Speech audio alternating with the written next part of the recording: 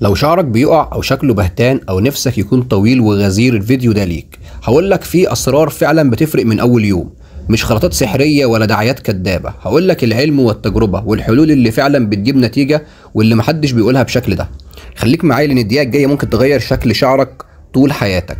الجزء الاول، الاسباب اللي بتخلي الشعر يقع او يفضل قصير وضعيف. الشعر مش بيطول، بيفقد كثافته. لازم تفهم السبب الاول، لانك لو ما عالجتش السبب كل الزيوت والكريمات مش هتعمل حاجه. واحد، سوء التغذيه. الشعر بيحتاج بروتين، حديد، زنك، اوميجا 3. 2، التوتر النفسي. الضغط بيأثر على الدورة الدموية في فروة الراس.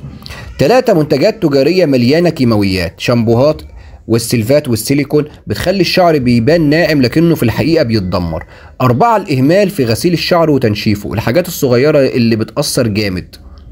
الجزء التاني يا جماعة، خطة عملية للحفاظ على شعرك وزيادة كثافته وطوله. هنا هقولك على خطة لو مشيت عليها شعرك هيتحول بشكل ملحوظ خلال 30 يوم. 1، غذاء الشعر يبدأ من جسمك. كل بيضة كل يومين، معلقة زيت زيتون أو سمك مرتين في الأسبوع.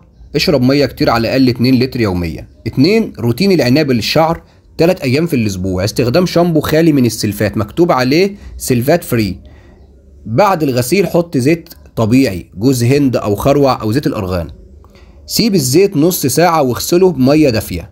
3، تدليك فروة الراس يوميا لمدة 5 دقايق قبل النوم، ينشط الدورة الدموية ويحفز البصيلات.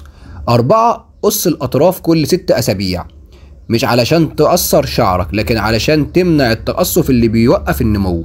5، وصفات سرية طبيعية مرتين في الأسبوع، معلقة زيت خروع زائد معلقة زيت جوز الهند زائد افتح كبسولة فيتامين اي واخلطها بيهم، وبعدين حطهم على فروة الراس وسيبهم ساعتين واغسلهم. نتائج خرافية لو التزمت.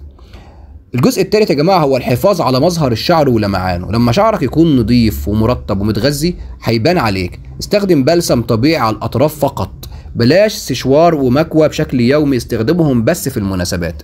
بلاش تنام وشعرك مبلول ابدا. الموضوع بسيط بس محتاج التزام. لو مشيت على الخطوة دي 30 يوم هتشوف الفرق بنفسك، طول وكثافة ولمعان، وهتحس بثقة اكتر كل يوم. لو الفيديو عجبك ما تنساش تعمل لايك وتشيره مع حد فعلا محتاج يسمعه. وكل اللي عايز خطة شخصية لنوع شعره يسيب لي تعليق وهنرد عليك.